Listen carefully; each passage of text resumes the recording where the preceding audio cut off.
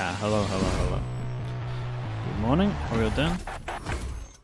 It is day 8 here at Valorant Champions, but don't get too sentimental because we sent 2 teams home yesterday, and it's do or die again today. Hello everyone, get to see who else is finishing last. I am your host, so I've got Mimi here with me, and welcome Kakuka. Now I asked Mimi this question yesterday because she wasn't with us for the first part of the show, but what have Thanks you for made being early, of course. What's been going on while you were watching home? Let me think of something that will not get me Producer, fired. thanks so much for the tier 1.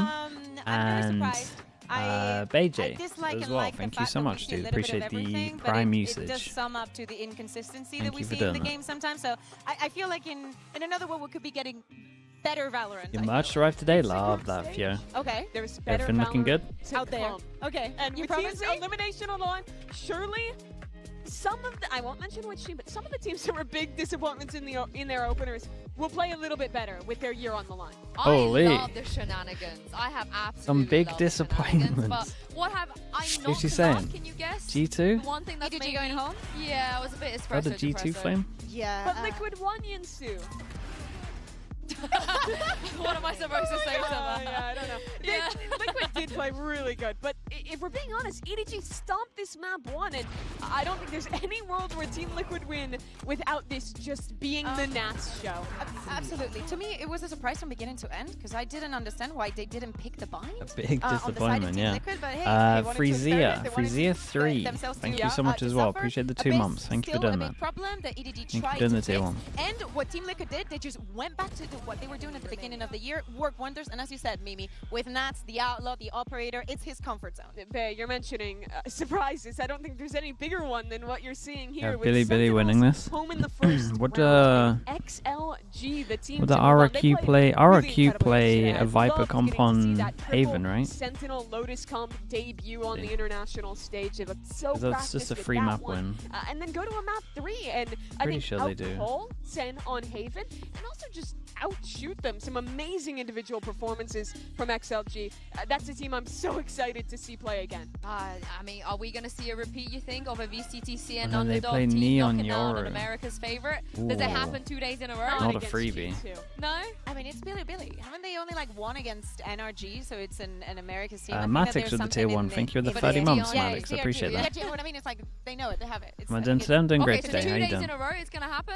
Yeah. We'll see. We'll If see. G2 But wouldn't and it be Sen fun? get grouped to just pack up Americas. We just Yo, disband. what about Thanking NRG? Gile. We have energy. Hey. Yeah, disband it's the league a over big that. win That's yesterday for crazy. Gile. Maybe And they you could glue have yourself another to a one. window pane instead of a They chair. didn't look too window bad at pane. all. Yeah, because it's pain, you know?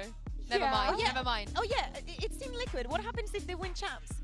They're good, and I believe in You're them not this going to glue time. yourself to a chair? No, That's I've why already I said done that. window pane. But it's time to put these 2 to the test because the players have been going through it. I want to quiz you guys. Do you like quizzes? Sure. No.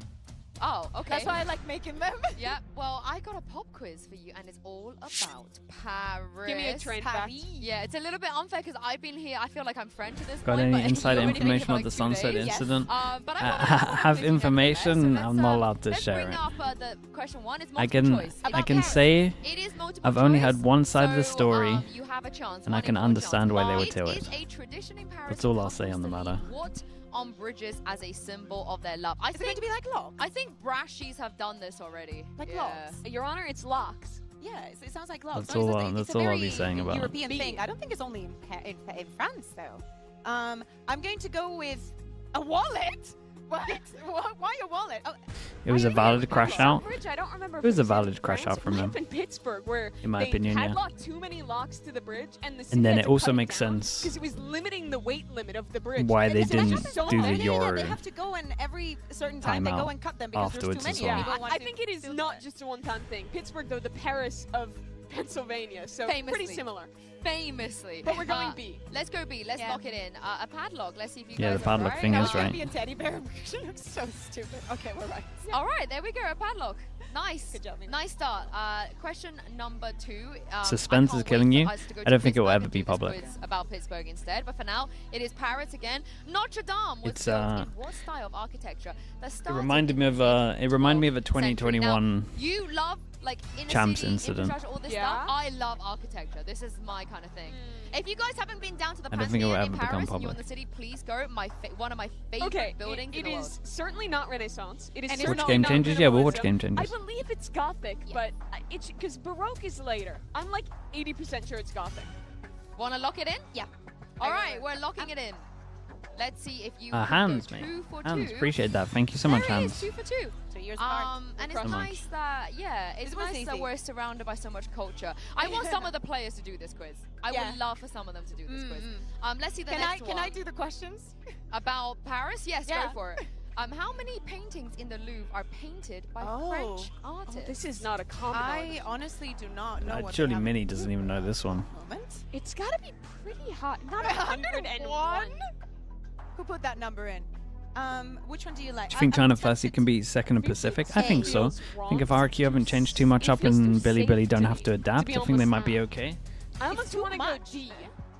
And then I also think Billy won't have to go up against a Viper comp on Haven, so it's not like an instant loss for them either. You have not... Plachat is on... Okay. Plachat's on Tuesday. So what are you in between of?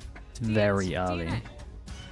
It's a very early Plachat. It's not going to be 101. As in, I'm getting up really early for it.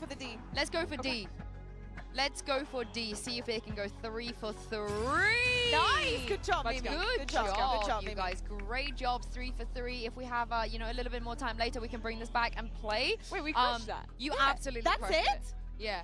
I mean, you do speak. You famously speak very good French too, Mimi. So you know, I want you to take some time to practice because I think Mitchman likes to think he speaks French and he doesn't. And The Mitchman global likes to power think he knows all rankings. about Here the we go. global Here they power are. rankings. Of course, brought to you by Can the AWS, global but power he's also rankings get the famously top wrong. 4 of this So event what have you right? They guys might. made of the teams It's still on that board. have It's still ascended? doable. Okay, we're talking about the teams, not Mitch. All right, understood. I think it's crazy how She Like Gaming is. Technically, they after could get the their top win, 8 all right, the way but... up to 5 is quite impressive, but... I think Wait, no, they can't, because Billy or RRQ would have to go out. And then going up here. But G2, despite the loss early, their consistency this year keeps them number 2 there. I look at Team Liquid and How's Heritage, G-Life I'm fifth? still trying to figure out exactly. Not entirely sure, to how be things, honest. work, I but guess to me, we're going they to only see a started the lot of rankings this year. Yeah. We will indeed, but it's a nice place to start, That especially I is think my- it is helps my people with guess. their pick'ems a little Yeah. bit And there was as well. G-Life What I were wanna kind know, of though, dominating at today one point. for our MasterCard fan poll is if you think a VCT CN team will make it to playoffs, yes or no. Of course, only 3 of them are in contention after EDG getting eliminated. And while you're at it, tell us who you are supporting using the hashtags Valorant Champions or VCT and anything else, burning in your mind, so we can feature you guys on the broadcasts and see if we can get some based takes. But what do you guys think? Can at least one CN team make it to playoffs? Who does Sheila play? They play GX, Giant X. Oh, that's such a tough game.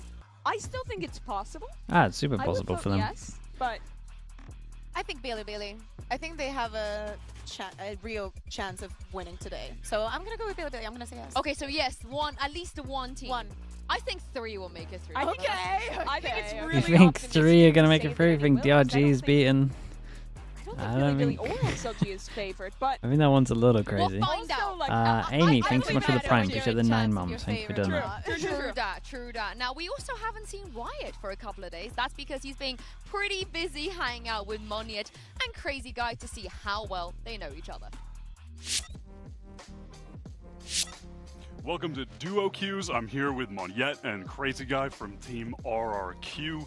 We're going to get to know you guys just a little bit better, but also test which one of you is more correct in regards to how you know the 2 of you. Let's get you the whiteboards, pass those down, pass them down. All right, Ian so we're going to believes in start the out. Chinese teams, Each of that's you is true. going to write Might be which a bad name year of the for it, 2 this of one, you though. you think this applies to. Okay. Which of you is more well-traveled? Komodo. Like, Who's done the Komodo, most hello, mate. traveling, been to the most places, seen the most sights? Honestly, I have my guess. Okay. And I feel like I'm right. But we'll find out. Yeah. Are you both ready? Yeah. All right. Show the audience. Crazy Guy's going with the me. Yeah. Yeah, no, that was going to be my guess, too. How many places do you think you've been to? Like, with different tournaments? I mean, Europe, I didn't travel much, like only Sweden and France. But Asia, I think all the place already. Gotcha. Like Southeast Asia. Gotcha. All right. Next question. Which of the two of you is crankier in the morning? Who is not a morning person between the two of you? Any predictions for locked in? today's games? All right, flip. What do we Jitsu got? and... Wait, you went with each other. Hold on, you gotta bring me some supporting this one's actually pretty evidence. hard. Crazy guy. I'll That's back why- RRQ why have you still, gone with but Mariette? I'm Just not like every morning, super I wake sold up on this first and game. then he's still sleeping. No. You I only wake up first. You only wake up if you need to go like haircut or something. But if like normal day, you wake up after me. Right? I shower. I finish shower. I shower after. I mean, like I finish shower and then you still stay on the bed and look at the phone. No, I wake up first and then you wake up. If I go to the PC, then you wake up. No, bro. That's cap, bro. That's cap. That's crazy. All right, number 3. Which of the two of you is playing ranked the most? Oh, this one is really easy. Okay, this. What does that mean? Manya. All right, flip. Yeah, he's a grinder. That one was actually easy for both. I'm the only one who play ranks on this team. Gotcha. See, are you mean, playing like- too late at night though? Yeah. Is that why you? Oh, hold up. Is that why he's not Like- up early in the morning? Bro's playing too much ranked at night? Like he always like play with his friend until like 2, 3, and then they keep talking until like 4. No way he wake up before me, right? No way. You can see, right? You can see already. I always wake up before. I always wake up 11 and then you wake up after that, 11:10. All right. Next. Lock in. Who fights with your coach the most? Oh, this one is. You reckon they pick Haven? Yeah. 50-50. Because it's equal. Is in RRQ? It's equal. Yeah, they well, might. equal like you're both fighting a lot or not very much. The thing is, Alright, the Billy flip. setups will work well against the, Oh, you're aligned. Yeah. the RRQ comp. Because I'm the IGL, so of course, I was gonna if something like I need to say, someone need to say, right, then it's me, because like I will be the one who call. Then of course, if I feel like something is not right, we need to discuss. It's not about a fight. It's not fight, but like we need to discuss a lot. Yeah. No, that totally makes sense. And sometimes because he's the one who doing a lot of crazy things, so he's the one who's gonna get like bad review by the coach. I think RRQ should try and Alright, pick their way of their the comps. two of you, final Yeah, one. they could try lean into that a Lock little in bit last as well. time. Who is funnier? I don't think Billy adapted to it great. Tinksy Hunter. I see what Tinksy you guys Hunter got, in the like, YouTube all chat with the caps, 5 taking up the gifted whole memberships. whiteboard. Thank you so much, Alright, dude. flip. I appreciate you doing that. Thank you. Aligned on the 2. He's bringing the good vibes to the team. I Yeah, appreciate feel the like he's I more fun, appreciate like, the he always brings support. the Thank you good for doing vibe, that, even, Tinksy like, Hunter. on stage, you try to like. Anyone got gifted in the YouTube chat? He's better than me at the job. Make sure you say thank you. And because I'm already cannot make fun anymore, cannot make joke anymore. YouTube boy there. He needs to lock in. I can have fun. He needs to lock in to Yeah. secure No, the win for the team. it's a tough job being an Yeah. IGL. He's got to work hard. I get it. I respect it. All right. Thanks for joining me, guys. Thank you. Best of luck in the tournament. Thank you. I think I love the personalities they bring, but I think they do need to do both, lock in and have fun. Yeah. And lock in on having fun. And having fun while you're locking in. Yeah, exactly. Oh, they're Hey. locking in. That's to me locked in. He is very, very locked in right now. But the fact of the matter is, though, you know, for both RRQ and Billy, because they're playing against each other in Do you this think Billy first has more match, potential for an upset or Kuka, DRG? I such high think expectations if coming you're calling into this the an global upset, then I event, think Billy they has more haven't chance. fulfilled them so far. Who do you want me to start with? RRQ? Go with RRQ. Yeah, I think that the beginning of the year was a surprise for I would many love to people. have I think seen that even for DRG themselves, and with then when it got to Vukashu. this international, Again, to I'm this not global saying event, that's the whole reason why and they're their going to shoulders, lose, we could but see their attitude, he was and such they an were integral definitely part trying of to their have fun. team. They were unable They to did, secure a single victory this is a so little far brutal in for any them. globals. But I think what is so tough is you see it there. Back in Toronto, they lose to a Fnatic who comes in with new ideas. Vukashu, who yeah, steps up their he's level of play. and this year then he's in been this like opening great this match, year. It's really the same thing. Fnatic shows up with some new compositions. They pull out the Sage on the Ascent there. That goes super well for them. And then they also have a new look on their Abyss. And despite that, RRQ played a pretty close game, right? Especially on that first map. Seeing teams at even their though they best. Yeah, lost, exactly. I You believe, want to see both teams at their pistols best. on the Ascent. So, well, it was a disappointment both times.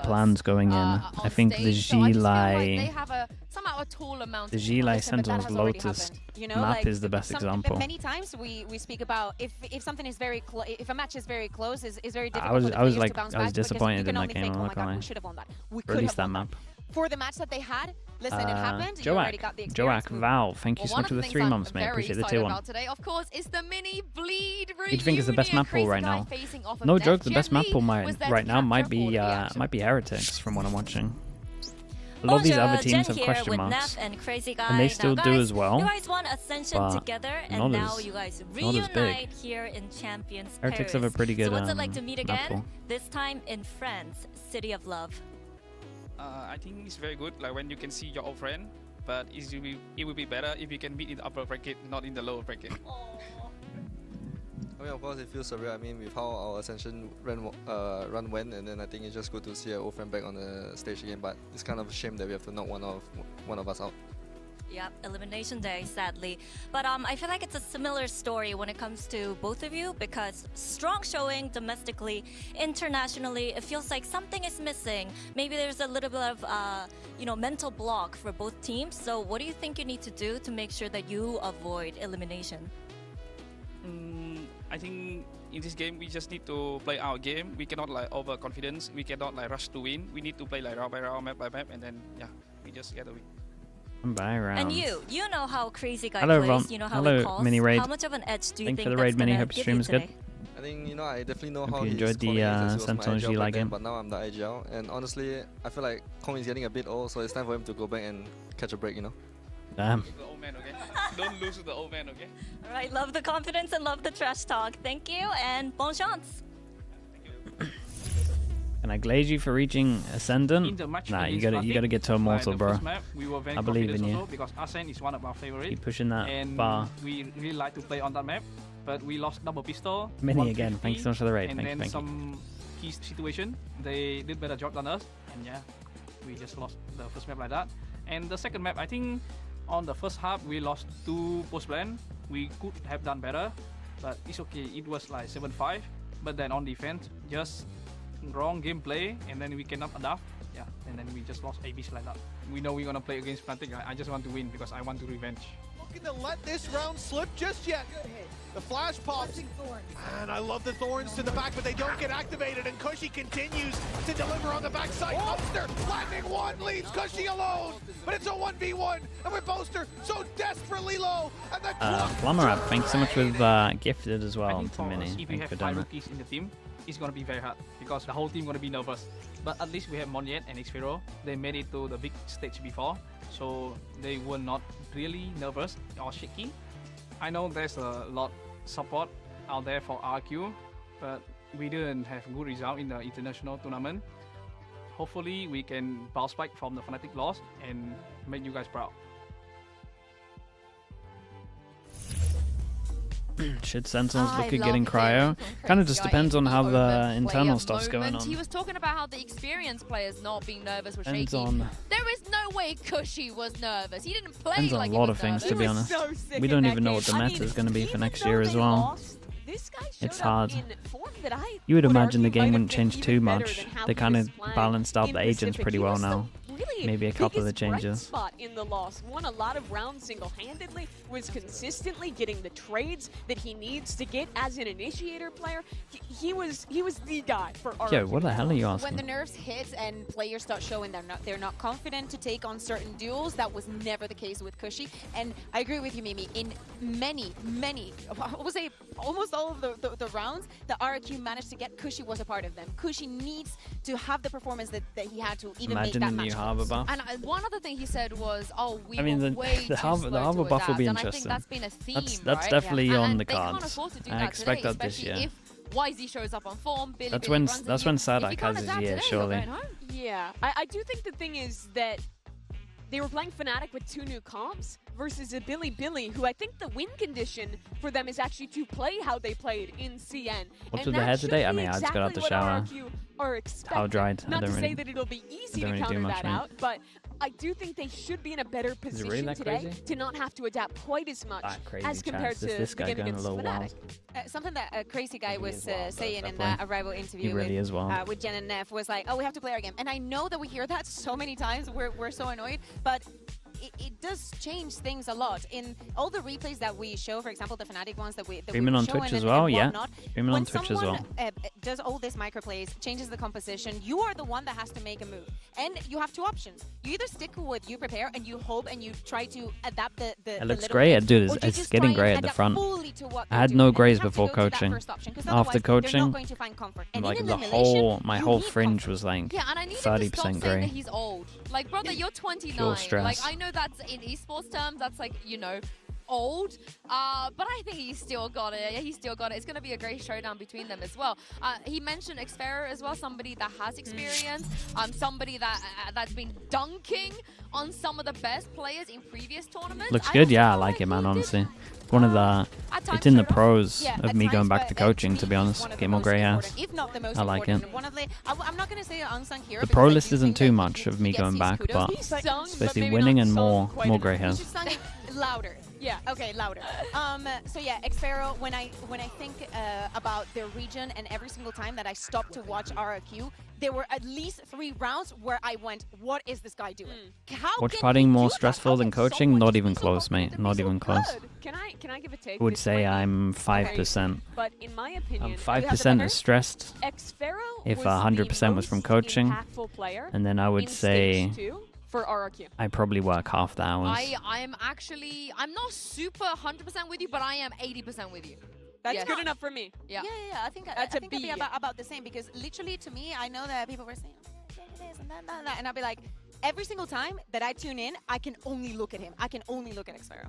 That's weird. That's rough. Hello, mate. How are we doing? Girls, you know what I mean? What is it about him that you like looking at?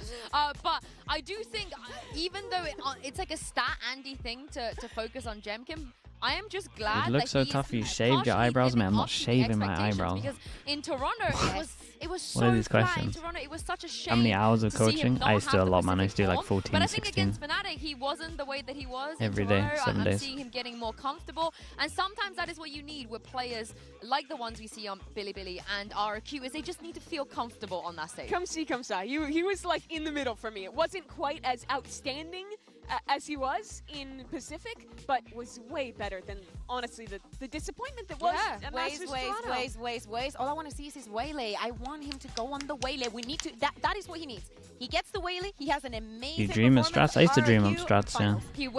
Those days are gone, though. Hold on. Definitely a couple pistol rounds came to me in a dream, no doubt about it. Do you really think it happens, man, when you live the game. It's like the Jing thing with the Phantom. Absolutely. Do you think he doesn't wasteslay? I think he wastelays. And I hope you guys at home have been wastelaying as well when you're voting in the Mastercard fan poll. Earlier we asked if a CN region team will make playoffs. The results are in, and 59.9% of you said yes. I mean, any discount on the match soon? I don't think so. Problem is we don't make that much profit on it, so if we did much of a discount, I think I'd end up losing money. Even the slug mug giveaways, like 1 out of every 2, because I'm covering the shipping, I actually end up losing money. But I also just they need to make sure that doesn't get too popular. For power ranking BLG top 4 coming. Yeah, I don't think I can do any discounts. I just made it we just made it really cheap anyway, just so that. Because I think that out of all of the debut matches, they looked like the worst team at Champions Paris. So there's a lot of room to go up, and I'm hopeful that they can show more so the way they looked in China. No more Haven. How about that? No more Haven. That's a great idea.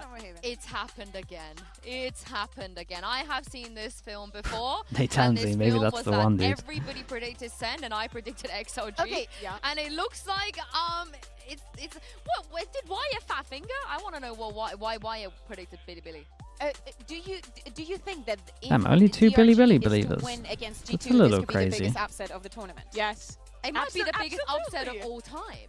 Okay, not all time. Okay, what's a bigger upset than that, a global event? You're challenging Billy being NRG back in the day really was up there. Team with a sub that doesn't speak the language beating America's #1 seed. No, you might actually I be right. You might be right. What I do know is that this tournament has proved so far that favorites can fall and quite literally nobody is safe. Only 2 will make it through today for RRQ, BLG, G2 and DRG. Trace getting out of groups. Trace getting out of groups is more just everyone else's fault though. Which one of them wanted I can't believe everyone picked their best maps against them.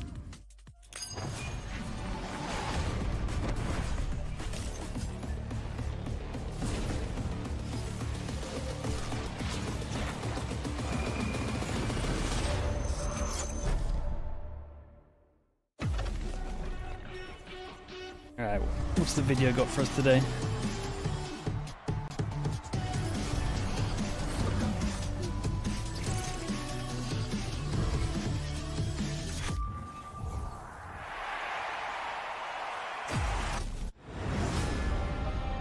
MIBR shock the world and take down BLG. 现在的感受，输了比赛肯定都是难过的吧。They have shut out China's best team. 但我觉得现在最重要的可能是找到赢比赛的办法。我觉得确实对我们来说是一种挑战吧。Yeah, I do like this jersey. This jersey's nice.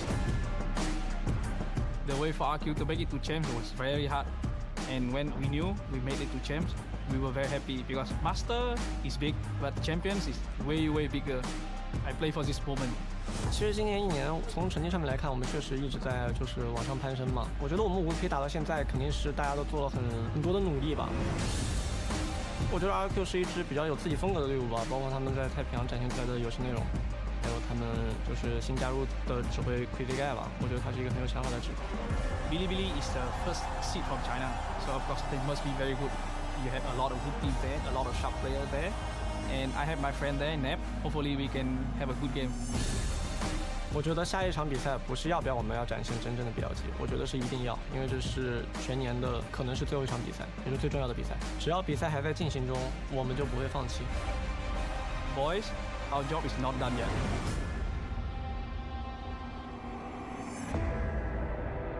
What's your predictions today? I think both Chinese teams lose today. It's hard for me to feel confident with Billy after what I saw. I do think the Billy game should be the closest one though. 因为我觉得来到世界赛有输赢是很正常，毕竟大家都是一个很强烈的选手。那我觉得打好自己的东西，然后展现出来，我觉得对我们来说是最大的一个表现，并且不去惧怕任何一个对手。我觉得说实话，我们是能赢比赛的。The winners of kickoff, the winners of stage 1, and now the winners of America's total for 2025. I think this year has been pretty favorable for us. We're always excited to play. And with every loss, we have a lot to learn, and you know, with our future wins. Nikito as well, thanks so much for the prime. Appreciate the 26 months. Long time, dude. Thank you. Judge, it'll be for a while. We were almost teammates with Demon 1 a month ago. He's a great player, and we all know that. But the difference between us is we're not going to respect him. Okay. G2 我知道你们非常厉害，且经验也挺丰富的，但是我认为我们 Stanley is with the tier 1 as well. Thank you so much for doing that as well, bro. Thank you. We always believed and we always fight, and we're not going to stop now.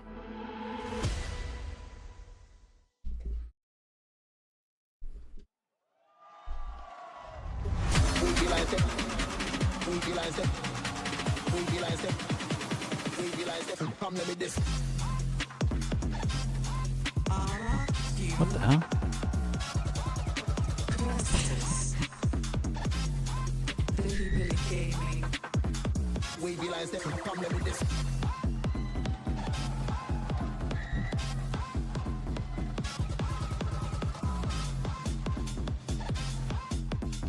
Today is all about survival, but also a chance for redemption for Bilibili and RRQ. No one is going to remember how they started this tournament if they can just make it out of groups. Both these teams had such highs in their region. Billy dethroning EDG and taking the win stage 2 in C and coming in as a #1 seed with such high expectations. But for RRQ, they already got over that. Disappointed at Toronto, now their chance for redemption here. Oh, and Lotus RRQ. Okay, they go for the sunset. I like that. Billy definitely. We said it earlier. They like to think their best map is Lotus. I think it's a little boosted again with some of the teams that they play in China. So this could be pretty close, but RRQ have been struggling slightly on Lotus. Look at Abyss's last map. I also understand, and I kind of like the RRQ. And RRQ played the default comp on Abyss, right? Billy, you have to be happy with that for them. Yeah, dude, I think the last map for Billy is pretty nice. That we get a Waylay map. You were hyping this up. You wanted to RRQ, I don't know how much we look into their Abyss, but I mean, this is the map that they got into the final. RRQ might have to 2-0. Looked really comfortable throughout, but it's also towards the top of Billy, or towards the might top have of to 2-0. Yeah, I'm thinking the same. Rather, so I think this is. I don't know. It's only one map we've seen of their Abyss, so measure of form it didn't look incredible.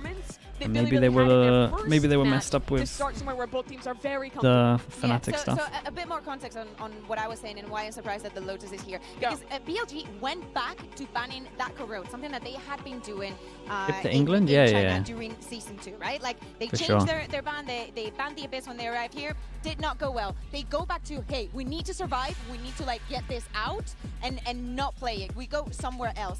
Now, for RRQ, that map that they were banning was Lotus. And I thought that they were going to make the same change based on the fact that BLG are very, very good at that Fio, map. what did you type? This has to be, in their eyes, at least a calculated risk. Let me click on your name, hold on. Yes, but I do want to be a little bit of like the devil on the Send shoulder here, because I do agree rebuild. that this is pretty I'm sorry, good for that's BLG. I'm sorry. You're the devil on the shoulder? No, that's Mini. You missed that segment. I think they pick up the whole of. I think Sen fully rebuilding. They pick up the whole of 100 Thieves. That's what you wanted me to read.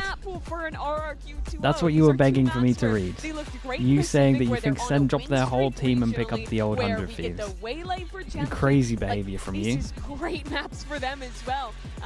If Billy is going to beat them and maybe get a 2-0 here, it's going to take a complete 180 from the form they showed in their first match. I mean, half the rounds, it didn't look like the players were shooting back. Fio is single-handedly the reason why I don't read the mods messages. Well, looking at the agent That's a classic. we hyped about this Waylay. We are going to get it. And then for the side of that might have some truth behind it, honestly.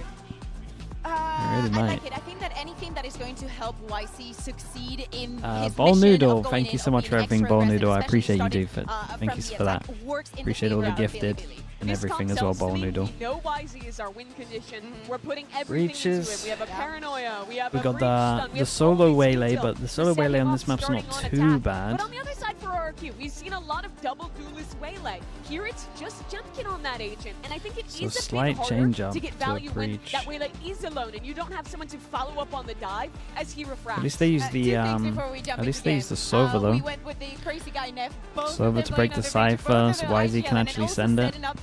That is definitely a head-to-head that I want to see. And for the side of Billy, we know that it was an atrocious 0-2 that we saw the other day. A Pistols, super they didn't fruit win a snack single one. They're as the well only with the team prime. in the Thank you for tournament the that 2 haven't months, mate. scored. Appreciate you Yeah, doing that RRQ, they also. struggle to adapt to new comps. There's one change on the side of Billy, Brennan, Sideshow. Let's see how they manage to adapt to this. And a real battle of nerves that we got here between these two teams, honestly, as well. For RRQ, it's kind of like showing that they've learned from Toronto, I suppose, that previous showcase. And the same could be said for Billy. They put him in something really different. Need a big turnaround here. It's elimination. Such it's as do or die. You got have rid to of his step up now, jumpers. otherwise, as I said in the teaser at the beginning of the day, could be That's potentially how you your know last it's a game champs, that you man. play this entire year. That's how you know it's a champs. I think it's so telling. He's in put fact, away that Billy his said, goose it's not jumpers. that we. It's not that we want to show the Billy that we can Okay, be, big it's game. that we must. Loser goes home. And so my eyes immediately go RRQ on over to defense, YZ. Billy He's on gonna be attack. going for those attacking first kills, first engagements. Chat. I can Arguable put the MVP broadcast of up slightly, VCT right? CN this stage, taking Billy to a win, and his Actually, maybe it's performance okay. was atrocious in the opening game here at Paris. That's not the player that he is. He'll be striving to showcase Sounds his fine? potential. Okay. Billy hoping to put their best foot forward. Slow going for now. Billy smoke over towards mid. They kind of tried to wait for someone to actually go get info over towards middle as well. Offering it up. Maybe going for a mid reclear now. Yeah, once this smoke drops, they're going to be looking smoke to try drops, to reclear through mid. 4-person reclear, they spot one. Found the timing quite and nicely he spots here. two with that jump this peek. Pressure over towards mid, baiting RRQ into the clear, and now they found an easy entry into A. So far, good calling from Neff. But how do they deal with this push down mid? Because it's still going to put a lot of pressure on Levius. Yeah, Levius is going to be the one to try and contain. This gets weird. Most of this pressure comes through Billy. Dude, he kind of gave them the warning as well by putting the trip up. He put the trip up from there, so they literally knew exactly where he was. Big swing on this one. CT, looking to see if they can flip the site and flip the map potentially away. Okay, in reaction, Billy should probably take spawn, but all that. Yeah, they take everything. We needed to see from him. And here's that second layer of it, the 1-2 punch. It's K-Knight and surely one of these considers that. Now. Slow going for now, but looking to explode. Damn, it's nice on this one. Billy reacted well. I think YZ did unbelievable well to get double kill there. Great mid-round decision making. And there you go. Kakuga said it. RRQ maybe a little bit caught off from what the actual correct outcome should be. Like the correct reaction is to push somewhere, and maybe they weren't fully ready for it. The idea is good. The execution is decent. I mean, Levius wasn't quite ready for the push down mid, but other than that, flawless. And even go for the proactivity, like you mentioned in the post. Yeah, they're allowed 2 deaths. Say they're allowed 2 deaths. They actually invest heavy armor into this one as well, so it would be expensive if he dies. Couldn't win a duel. Avenge, thank you so much for the 14 months, man. Appreciate that. Thank you. A good showcase from Billy. Somewhat similar opening here as well for RRQ, stacking bodies over everyone towards has RRQ going through. There's a lot, right? It was only Yinsu and Wyatt that predicted Billy. If that's the way that RRQ this is more of like a 50-50 game. I think that everyone, honestly including me, some kind of A split your Billy stocks have gone down just because they couldn't play against the Sentinel, the Gen G comp that MIBR brought out. You might remember them from Champs before, where they were a bit of a chaotic team. They have actually slowed down and put a lot more discipline into their game. Still got to keep that confidence high, though. Certainly. Already stronger beginnings. I mean, Wisey's got the ghost in his hand. Who gets the eco kills? The one going hunting. The backside, though, looks like an earnest attempt by RRQ, potentially. Flood of util. Back and forth. Bit of a handshake for now, but no real player looking to step over the line of skirmish. So funny, the utils all at the same time. Flash for flash, smoke for smoke, breach damage for breach damage. Levius. The rest of the team happy to clean up here, so almost very clean. One player dropping in the form of YZ. He wasn't carrying a weapon, so the economy is going to be nice and flourishing as they look to round 3 for Billy. And this is where I'm paying attention to whether or not they have one of those nice set ideas that they pull out. Because I would say the Cypher ult though, when you have a neon, is kind of nice. So this would be the perfect round to pull something out of the strat book. Rely on the prep that Viola's put in earlier on. Chemkin maybe first to get his ult. What do we? Wow, this is open. Pressure over towards B and put the test onto Xfero. Bonus round is looking real nice. Big game player. They got a breach solo faking over towards A with a smoke invested. It's not quick towards him. It's always slow going at the beginning of these rounds. And then now they want to go for a B split. When does he check his camera? He'll see 3. If they want to commit hard into anything, Russia. High ground perch that he's found himself on. They're just trying to block the information away from Xfero, but there is a deep cam in B main that nobody's clear. Yeah, when does he go for it? Tricking it soon enough here with the dart. Not within time, does get the one tag, so they know where Xfero is going to be playing. Yeah, you'd like to see him breaking that fairly Saw quickly. 2, and one of them was walking away. And that's broken, so no more useful mid-round information going to be provided from that, but... And they don't cancel on their original plan, even though they were seen exiting B main. So far in the bonus. Time ticking, still a lot of A main smoke top mid. Dude, I'm not going to have many smokes for this X-Sec, by the way. Idea, I don't think, from the book. Drone's third, fourth one's going to be used pound for pound there, though. YZ laying it down, but he's hindered in the process. Sees, has to be dodged and avoided. And now, re-clear over towards A, call back over towards B. Still got 30 seconds, though. They're still fine. Still broken, like you said. So it's actually pretty nice from Billy on this one. As long as he doesn't overextend himself here. He's opened himself up onto the line of sight, potentially, but a paranoia sweeps through regardless. Looking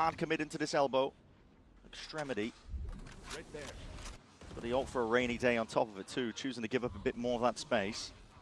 I think Billy will be a little bit annoyed that they chose to go A this one round fast and run into Xfero's trips, which for the first time he's moved away from B and towards A. So great read from RRQ here. It's also just felt weird to all in on this one, but I guess they're trying to combo the Neon ult and the Sova ult. Making sure to not get conditioned with the way that Billy have been playing, the slower, cautious tail that they've been weaving over towards B. Now that slowed down just down to the three of them is going to come down to the raw shots. Xfero though, still on top of it all. Locked in on this angle here. Russia is hard committed into this spot. Has an ability to get out here, but with the spike drop down is really two pretty rough rounds from Billy. Have a weapon to save into it's costly as well. Like they had such a good start. They had like a really good start, and they had opportunity to snowball into this, but now it's just gone completely the other way. 3K for the 4 remaining if this guy doesn't get one. Yeah, their money's just out of control. 2 early mistakes. Just wrecks your whole half up. Billy would run with trips Weaponator, thanks so much for the prime, mate. Appreciate that. Hyper aware. Yeah, not just putting all of their eggs into the basket of we're predicting they're going A. Obviously, there was a lot of bodies here. There was a good trip here as well, but I just want to note that. Let's go. Great setup, great anticipation. And a bit of a strange buy now for Billy. A Sheriff, a Bulldog, but essentially a force. The Opping Cypher. 2 Guardians as well, actually, just so that they can afford all of their util. Really bizarre. And Xfero picks up the op, which implies Jemkin's going to do something a bit more aggro. Yeah. Looking down mid, Cam early great. Is it offer? What's the plan here? I mean, the breach ult line's incredible. It forces them into the saturate. Could push them all into the maw. Jemkin's going to feast. Get this one going. It's only going to be Jemkin that can follow up on it. See, it pushes them forward, so they all get that. What a 6 stun. 6 stun. There were 2 nice stuns here from Billy reactively. Rusha as well, TP'd over it. This was pretty cool. Still love the idea from RRQ. It's a nice idea. I wonder if you have to saturate. Whoa. Happy to flood into defense. They destroy Billy in the process. Not able to step past that choke point. It's an instant reaction that RRQ are ready for, and it's all up to K-Knight now. Dude, it's so... okay, it was a nice fast flood in. I love the idea from RRQ. I think it's wrong, though, personally. Like, I think it should be camera... like, if you want to do this, you have someone watching middle, then you have camera contact, then you have the saturate over, and then you ult. So the people that are getting shot up in the air are just floating. And then you can commit through the stun. Of getting into K-Knight's hands. It's a little bit late here. In my opinion, I think the idea is great though. I like seeing teams. I like seeing teams that are thinking about their breach ult in terms of like which way it sends everyone. A lot of teams try and like use their breach ult and it just helps them get out. So this way is pretty cool. Where you think about the breach ult and then they're trying to run opposite way to the way it's pushing you. But I think they could. I think they could be a little smarter with this. But there's some good fort here. A couple of times he's been trying to dash into backside. They still did good though. Like Crazy Guy just owned them. Jemkin picks up the op again, gets it back from his friend Xfero, and looks to try to take a bit of an angle down mid. It's been an area that RRQ have been exploring quite a lot, so Billy may want to put a few more resources there, but instead the cam gives them this B main walk up. This aggro cam from Xfero though, they've probably heard it being placed. They've got some in. Yeah, I mean, look at it. Oh, hello. I only saw one though. That's actually quite early in the round, to be honest with you. Yeah, K-Knight went back for. It's kind of funny because Billy been waiting for this every single time. They're literally waiting for that camera so then they can get out of there. Not with any space on the map apart from B main. Lose B main control. Prowl towards middle to see if they have mid control. And then spread back out. Just throw into mid. That's where they're going to be taking a look in Uganda. A bit of a re-clearance going on, but below the minute mark now. Market go into A too much. Market door not being closed makes you very worried that the op is going to be posted here, because normally the defenders are going to look to try to seal that avenue off. Billy have maneuvered their way around it though, over towards A, just pure disrespect. It's worked pretty well, man. This is a nice round. So we're going to see a 5v5 retake, really, unless Monyet can get something. He is playing above the smokes that's going to get used back as site. Rusha's second smokes come up now. Because that cam got broken so early in B main, the defensive rotates are actually it kind of just depends if Monyet can get any. They've got the read on this A hit very late, and Billy should be able to get planted down. Monyet, oh my god. limping away from that engagement here. The plan should go down. That's from a hard retake, though. It's a hard retake, especially with this, right? No Normally, if you actually look at the stats, if you get over towards site with a Omen Flash, you normally just win. You just stop there. You stop there all in. As soon as this Omen Flash goes in, dude, they used Omen Flash so early. They still took the space after, but slowing down RRQ for okay, now. they're fine. This is nice though from Billy. This whole map, you know, before, like when Sentinels used to, let's wait, they might mess up. Okay, but when Sentinels used to play this map, no joke, they would win every attack round when they got over towards the site and they had an Omen Flash. And the 2 big rounds that they've been able to take. At least they took space off the early right? It's not Omen that Flash. macro style with YZ leading from the front and battering people on the entries. It's actually been really smart calling from Neff, being able to find the gaps in RRQ's defense and RRQ being a little slow to detect it. Of course, in round 4, they did the contact play into B, abusing Xfero's passive hold. This time, finding a huge gap Dude, on everyone's the A taking their turn off him. taking B main early on. Let's start looking at the money, because This looks like a play. It's just for to try sure to a get really a good important round. Sova ultimate 4v4, 2 from each team that can't buy next. Off dart. He's all the way up that. Disrespected most of this one here. He does have Oblivious by his side. YZ's just perfect tracking There's the Sova ult on top of it as well. Locks it onto What a Cushy. weird round. How does Monyet even react to this one? Smokes himself off, so it gives him avenues. This is nice from him. Smoked himself off so we can try and isolate a 1 and TP's out of there. That's a big jewel. That's probably the round. Wait, he killed the Cypher and the pushes through before the trip got broken. At the moment, Pharaoh's timing is incredible, but one more of those spots, but K9's got as much of an eye onto all of it here. The jab of the movement not enough to keep Jemkin alive, and it's just left up to Monyet on 11 HP. It's going to be a dream if he wins this round, but it will remain that way. He's looking to just take the op and save and scurry away. Nice idea again from Billy. Can't fault them whatsoever. I mean, going up mid, being able to get that setup for YZ to go for an A split. On top of this, no, this was nice from them. As soon as the Cypher went down, the comms looked pretty good because they were expecting anyone pushing. They managed to take a little bit of mid control, make it still feel like one of their slow default rounds, and then pounce on those players. And RRQ left reeling. They'll still have the op. Delete Neon. See, I don't think Neon's that bad, man. Maybe because we had the whole off-season when Neon was just busted. At least now Neon has to have a beast on it to make it look good. Way better than their opening game against MIBR. They actually look like they're playing similar to how they were in VCT when they lifted the trophy. A reminder that both of these teams at different points this year is entering underrated thing, as some teams are not working on it. I mean, some teams, normally if you're struggling to entry, especially in this game, I would say it's a little different from CS. It's normally because of your support of util. They've come in with a very good idea and strategy. Whereas, I mean, I guess it's the same to an extent in CS. It has to be timed off just like flashes. But like, there's so much more overwhelm on this that I would say it's always pretty much down to the support of util. Like a slower play that Billy are offering. Hasn't seen too much value. Now we're seeing explosive now. Big kill trip. Poor guy, man. Hey, it's a great trade on that one, though. They still got a camera over towards site. Ult goes in. 3 here if they wanted to fast flood. It actually gets rid of quite a bit of that retake utility that Cushy would be providing. Barely a shoulder peeking out. When do they check the camera? They choose to play this one, swap around at the weaponry again. They want Jemkin to be front and center. Aftershock Paranoia will be a connection. Neff will have to respect that one. Omen Flash with stun.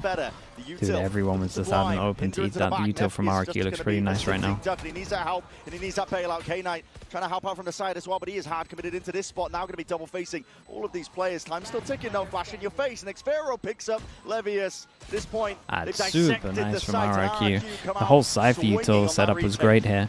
We got camera to make sure that we can get a good Omen Flash, good breach short.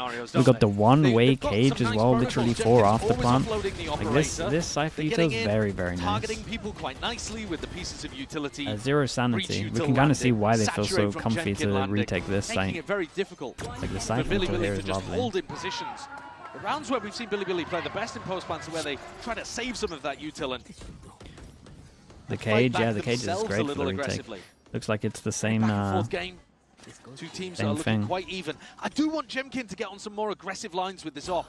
He's been quite passive with it so far. I don't think they're getting anywhere near the value that they should be out of it. Yeah. I mean, he could be trying to post up B main and even fall back to where he's currently playing. Very far back, though. Can someone install some aura in this chat? Sorry, mate, we can't all be as aura filled as you. Head glitch underscore 2404. Billy still going for the contact. Your name just reeks aura, man. They could You're have a led cool with a guy. jumpy, but they didn't want to make any noise. Nothing we can do in comparison. Potentially the play style being punished. I'm seeing it. Double walk down into mid. Cushy's able to clean up Livia, so that's going to be no longer a worry at the back of their minds when this play starts to go off. The retake. RRQ can focus their full attention onto the site. Billy needs to fight. Yeah, big flash, bro. This is it. Hyper aggressive. To stun into the paranoia. Already collecting the 1 kill. Convergent paths. Offloaded onto the side here. But this is really Billy isolated on an island. K-Knight is their savior. Knight in shining armor. Dude, imagine. Left it just down to Rusha, but still very much winnable. Dodge and a flash to the side. He's still got 2 players left to deal with. That's nicely done from Jemkin, though. There's a human decoy in this. Almost there, but it's Crazy Guy that seals it. Ah, man, if Billy cleaned up their 2 rounds at 3-1, I think they would have had a sick. They would have had a sick half here. But absolutely, you're right. It's that play Crystal, the actual Crystal as well. Hello, Crystal. Despite a fantastic Love that, 2K from hello, K-Knight. hello. Hope you're doing well, bro. RRQ clean up. And at least they're going to make this one even at the half. Okay, to be fair though, if Head Glitch 2404 is actually this guy, then fair play. That's the aura, man. My Jesus, that's sick. We got to get the RRQ that guy's fans unbelievable. out here in Paris, I'm telling you. That's what I'm saying. That's why Head Glitch 2404 actually thinks he is in his head. It's insane. Crystal, thanks so much, bro. Thank you, by the way. Now we're finally seeing it sped Best up luck a for little next bit year at as the well. beginning. Billy, all that slower pace conditioning. Once again, though, they go over towards A, and this is the round where Xfero's put his traps and his setup more towards this site. And a very early mid-push, too, from RRQ. This mid-push has been getting a lot of value, flushing out the lurker.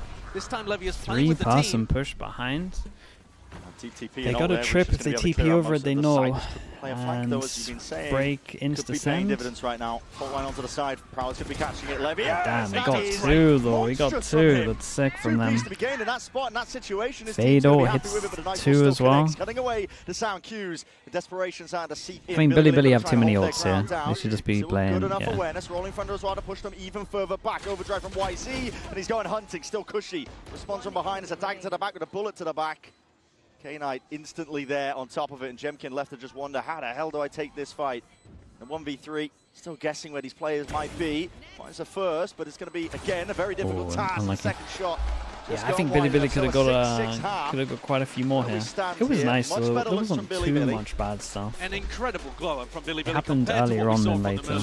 But I think it's so fitting that this half has ended at 6-6 because it was back and forth the entire way. Both teams making some decent adjustments to what the other was attempting. Chiric Violet, thanks so much for the tier 1, dude. Thank you. Improve, but plenty of different avenues for this match to go yet. A reminder that this is RRQ's pick. Explosive back and forth is what it's been, really. But listen, we'll send it down to the floor. Lewis standing by with a very special guest. Take it away.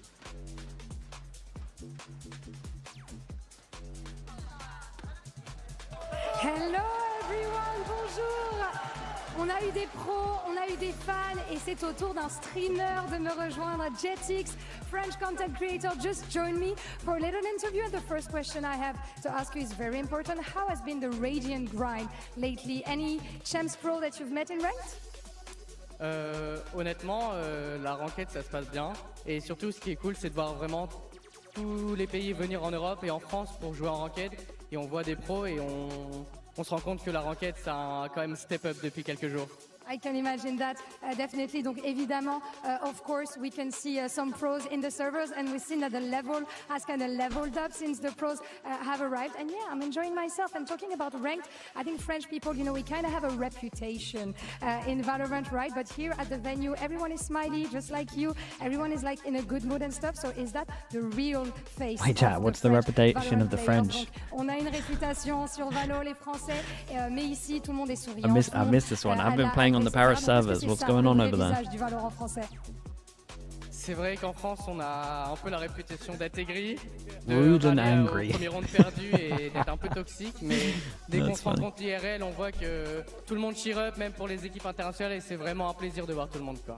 So yeah, we kind of have a reputation when we're like trying hard and stuff, but here everyone is like so happy, the vibes are immaculate, so that, yeah, that's how French people truly are. Merci beaucoup, thank you, Jetix, for joining me, and we're gonna see who takes the win on Sunset now. It's been electric, certainly back and forth, and that step up that we wanted to see from Bilibili overall. That 6-6 half. Take a deeper dive as well onto Crazy Guy in a Coinbase. Highlight editor the same as Tarek's? No, it's not. He's been quite a subtle player for them. I mean, he's never really the heavy hitter. He's always able to support if util. Yeah, I think he actually did a pretty good job in plenty of these rounds, though, defending certain areas. For sure, I mean, yeah. We were watching him lock down elbow, for example, in a couple of these rounds, and facilitate some pretty important mid pushes as well. So, yeah, a good half, a great half, actually, from Crazy Guy. And I think that Neff will be looking to replicate something similar on the defense side, too. 2642 with the Prime. Thank when you you so watch much. those two, thank you. Yes, yeah, exactly. A former teammate. They both won Ascension together in Giga, 2023. thank you for that. And interestingly enough, Neff Not actually sure I see it, but leads I respect it. all of the players in the world in Stage 2 for most assists per round. So keep your eye on that when he's on stuff like the Want to know on the here. pistols, Bilibili push down middle with double sheriff. To work with, but again, it's going to spot that contact and that play. Sorry, read by RRQ, double sheriff's on RRQ. Trying to get involved a little bit more, but again, tepid. Dude, everyone loves an aggro Working pistol their in way defense around at the this one moment. and redrawing the battle lines once more, giving up on the fight. Jemkin's got himself in quite a deep position. Not looking to take the duel, the battle. Dude, look how proactive Bilibili are on this one. How many can Jemkin get? And he is indeed trying to play that at the slightest That's of a off zero. angles with K9's on And top of it. the bad thing about it as well is he didn't get the info on the other three Wins the duel, pushing. and that's going to leave RRQ in a bit of a pickle because now they can't go over towards A. Chad, that's not a curse. I asked the question. Slowly but surely going to be making their way on. Just the fact that the answer was 0. They don't have Jemkin as that insert, but again, there's a reflank occurring by Bilibili. So hyperactive, always reclaiming for the space. Absolutely. And also this trip over towards B is going to be a pretty interesting one because if they plant on the B site, oh my god, it doesn't even matter. Bro, this guy loves a multi-kill. This man's looking like a battle cruiser. Just ending their day. Yeah, really. The pistol round 4 on this Bilibili on He got that one also. I mean, I'm talking Double as if they're pistol gonna get for the plant down Bilibili. and Levius is going to have to play retake. quite. They just go straight into his sight line and he picks them off before RRQ even have a chance. Spike down. So now double pistol collected here for Bilibili after winning 0 in their opening match against MIBR. Not winning here on Sunset after winning double pistol and having a close first half, I think would be a disappointment for them. They could land a really big Blank early salute, blow thank here you so against much the with the Pacific Prime, team. mate. Thank you for doing that. Appreciate the Prime usage. Massive lead early on Hey, here. force them down to an eco. Bilibili, every honestly, single person buys a gun on this. Max They do not want to get Fnatic, their ecoed. opening map. Close loss in that Ascent game versus Fnatic, but the pistol rounds ended up losing both of them. Could have made a major difference. They don't want this to be turned in the same way as this is just a game of Damn, who can use the util the There's a lot most. of damage on that one. Goes Look evenly at on their either side here. HPs. It could be a slight timing for Monyet to work with, but no, just spam down at a moment's notice. And Crazy Guy Guy's gonna not get his too much Cypher done up. from here. Doesn't have the spike, can't go for a plant. He will be swarmed. Very, very Levius nice. even I mean, getting it's the like Cypher one ult armor online rebuy. too, You might not even situational buy any ult armor into this one can as be well. pretty amazing, Wasn't too much especially damage done. if Bilibili are going to go for those aggressive SVNLL. replay Thank you so much for the fights Prime and as pick well, off a mate. lurker Thank you for doing that. in the mid-round. In Pacific, RRQ were getting most of their work done, generally speaking, across their map pool on the defense side, rather than the attack side. But I have loved the ideas that they've got with Crazy Guy and Jemkin working together. Yeah. You've got such nice synergy on this map with the stun into the dash and the saturate. But all of that requires you to have some kind of It's broad a, idea it's of a which great player you want to bonus. target. I think it was Neff that got hit with the armor. I can't Either side remember. there, Dart not Either way, they quite don't buy tagging too on much into Sarah. it. A splits can be really powerful with RRQ's comp, but that requires them to take a little bit of mid-control, and that deep smoke that they're currently facing is Bilibili making done a them good job of setting the worried. one up over towards A, Bilibili means have that they got can walkabouts. rotate Not the case, though. Priya over towards B/mid. One's going to get good clearance there. Okay, what's the Cambroke idea in here? market. They switched this one. I don't think they realized They the had trip full is also control there, and they so decided Bilibili to won't switch care it. about that too much. Because of the gun diff, Bilibili maybe? as well, getting Good mid-round Bulldog holding instead of a Spectre. Yeah, I like that. And setting Levius up on a really deep line. Yeah. Not something Wait, that we saw swings from middle with the Spectre. Dude, look at his timing down towards mid though. He's watching for it, but like, is he actually... Held and ready as well as Util trying to attempt a punish. They know that Crazy Guy was going for it. As well, stepping a little bit further forwards here. Neff. That's such a okay, great with the timing, info they pushed over towards middle, and there was one holding over towards A. They kind of know that the site's free on this one, so it is good from RRQ to take all the space. RRQ left into 4v4, still with that side control. Plan going down here. A response from Billy looking to play this one onto the retake. Not ideal in terms of the weaponry, but with Levius causing a bit of a stir onto the flank. Could be enough of a distraction they need. Paranoia sweeps forwards. Cushy trying to take a lot of that space forwards again, and he does at least keep his aim clean enough. Nice with the resets, dropping K-Knight in the process, still dominating that angle and causing a bit of concern for Billy, but here's Levius, finally, time to strike is nigh. Oh, it gets weird, they kind of just got to tuck over towards the side now. One big flash from Neff. Hit back in, Cushy trying to hold it down, is back against the wall. His only option really to try and power through, brute forces to play, but again the timing taken against it, the fight's all going away. No way. With the low time, they swing out and take all the jewels instead of just playing the time. What are they doing? All you had to do was swing. All you had to do was tuck in. 3/4 of a second later, and that round is impossible for Billy to win. That's crazy work, What an enormous toss from RRQ in the post plant. Why? What's going on Both there? of you. Yeah. I mean, the decision from Jemkin and Moniette to try to trade out is just exactly wrong. And Neff's on his feet, you can't believe it. Bonus conversion, 9-6. RRQ's map pick. Pistol into a bonus, force him down to stingers. Sure, winning double pistol and a bonus. Billy should be favored to take Sunset. Primed and ready. Jaws, I think you can check on each item. Set up for the slam dunk for an opening map win. Like on their actual website. It's elimination as a reminder. Loser will be going home. Jimkin sending it fast. It arrives a lot faster than it says. I know that much. And this is pure disrespect from Levius. Purely feeling himself as well. Gliding in, sliding in. K-Knight coming out from the side alongside Levius. Jimkin is no Levius is farming this defense, by the way. He really is. Now, Billy for sure, got to see some kind of timeout from RRQ. And it has to be the time where they turn things around. Such a costly early round from them. It was a disaster round. This game to stabilize.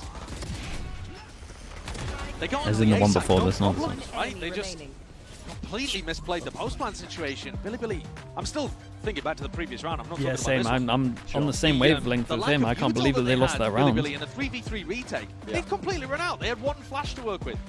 That was it. And yet still RRQ lose. Can either of these teams beat MIBR? I would, if we did get a Billy MIBR rematch, I think it would be very interesting to see. But Billy 6-0. Because I think MIBR kind of won, or at least had a much easier time because it was the first time. And then Abyss. I like Billy weren't expecting that. It's a bit of unknown territory, but Billy used to be good on that map too. So pressure really on. It would be pretty fun to watch. Very early in this match. And if they thought this one was going to be a cakewalk, they are so wrong. Billy have turned up in much better form, much more usual form, I would say. Yeah, and it's controlled as well from Billy. Yeah. It's not slapdash, not throwing things into it, just trying to take it. It's a very measured approach to the game. Yeah. They've gone from silly to drilly. -2. Yeah. Listen, we'll workshop it. Yeah, there's something there. There's something there. That's what Coach Room is for. Look at Levius and K-Knight. No, yeah, the frag is so much heavier than everyone else. Kills of everyone else. It's wild at the moment. Okay, Cushy has to have a pretty good ult on this one for sure. RRQ need to, especially with the money being so low win this round. RRQ need a hero. It's like a must win. He's 11-11 right now, but I've yet to see him have a match at a global event where he takes over, and that's mad because he's so good in Pacific. And there's so much hype. Lose A control, in reaction, drone and take B main control. But now we are expecting big things from him still. Absolutely dismissed with a wave. Holy hell. All four get shut down on sides. No. Whoa. Good night. Look. We're just staring at their reactions, man. Meanwhile, there's a fight kicking off. What the hell? I guess. No, I mean, listen. The producers were right. The round was Listen, the round was I mean, yeah, I guess there's nothing to watch. I don't hate them looking at that. I don't hate it. YZ and Rusia were the two players that I was most disappointed in the match against MIBR as well. They are normally the two best players for Bilibili. Today, playing fine. Obviously, today is more so about Levius and K-Knight. You can see it in the numbers, but YZ and Rusia still a lot of stings out on this those one. big rounds and showcasing just there. Dismissing RRQ.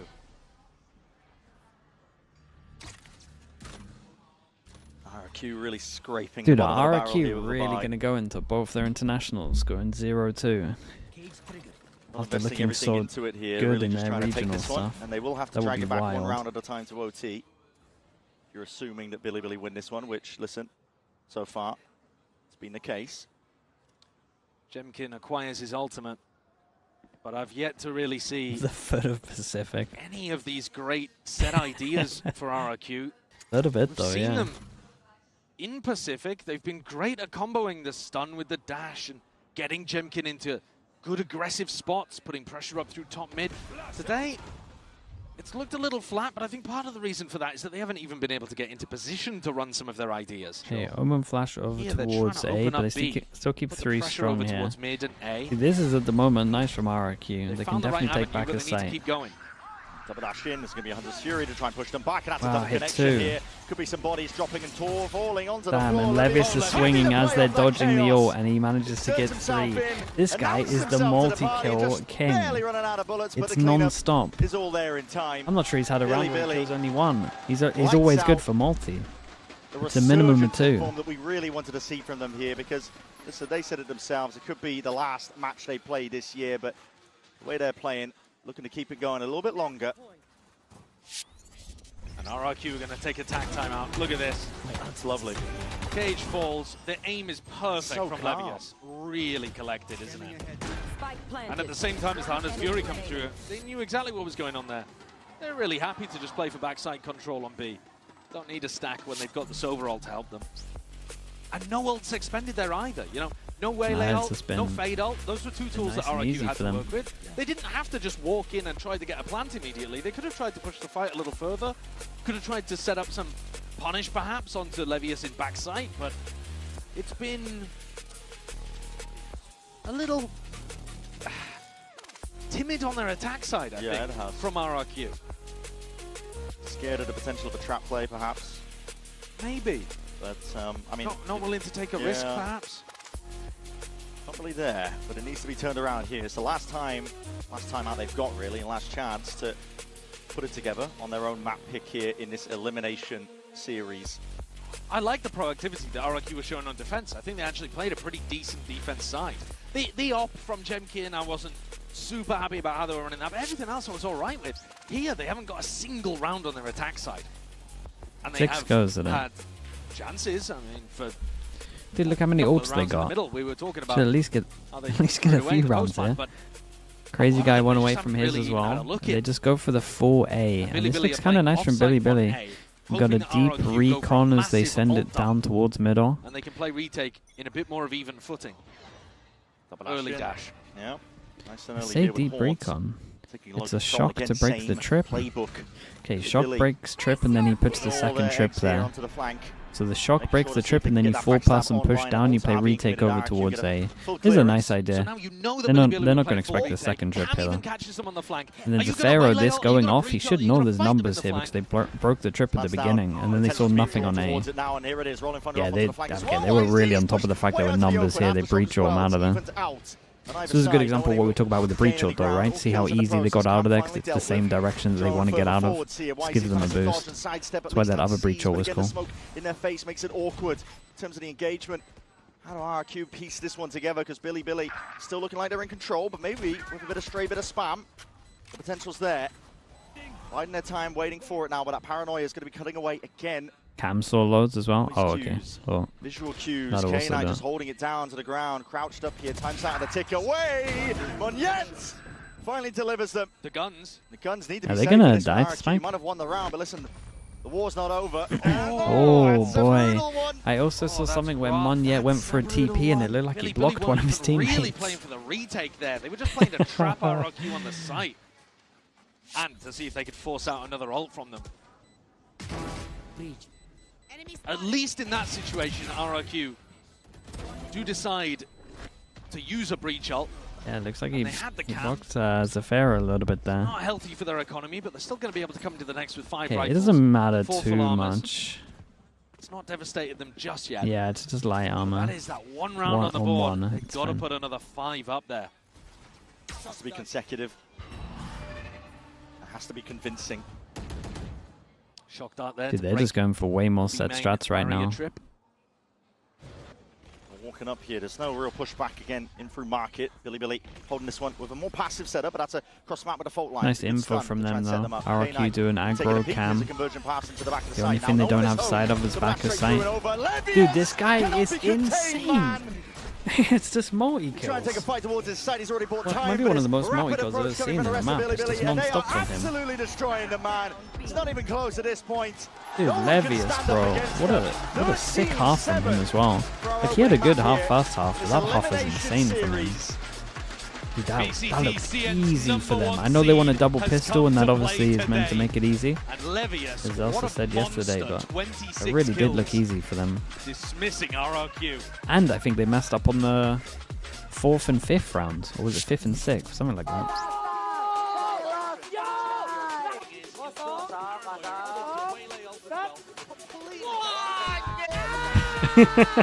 What is going on here?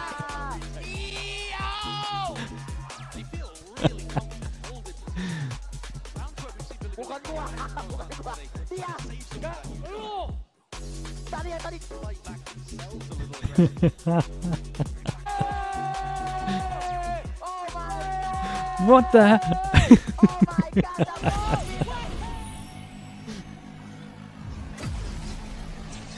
That's crazy over there. That looks sick. Now that I'm a mom, things are different. Verizon's different too. They let everyone in my family choose different plans. We get what we want and we save money. Love that for me. Okay, chat, usual stuff. Spam some ads. I'll upload the VOD. An update is required. And we'll wait for Lotus. Financial system updating.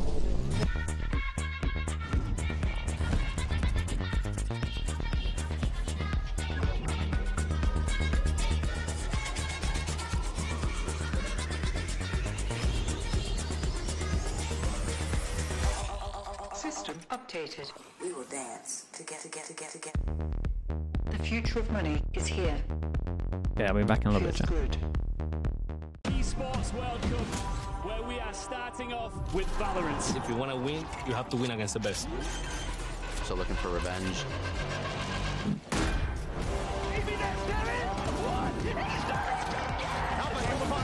There's the shorty. Goes crazy.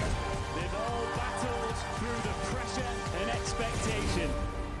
Heretics have come back all the way. Finally, we won. Finally.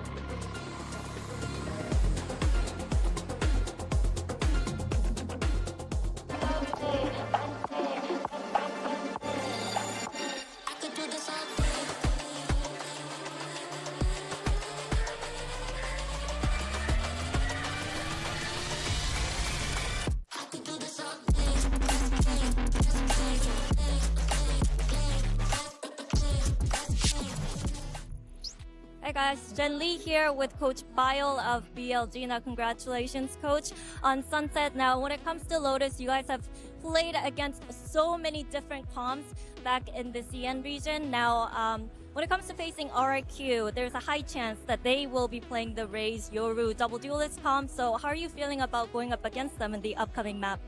감독님, 선셋 축하드리고요. 이제 로터스 준비를 해야 하는데 사실 중국 리그에서 로터스에서 다양한 조합을 정말 많이 상대해 보셨잖아요.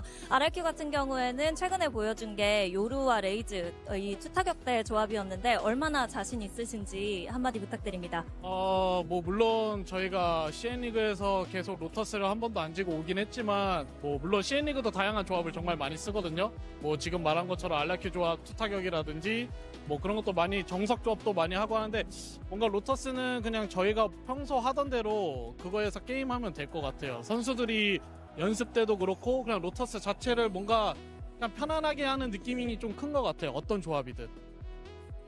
Well, yeah, we've been undefeated in the CN League when it comes to our Lotus, and there were a lot of different comps that we had to face up against. You know, we had the double duelist comp, and also that the comp RRQ used to run back in the Pacific. So we are feeling pretty confident. So I just feel like us being able to play our own game and feeling like and knowing that Lotus is definitely our home ground will be the most important thing.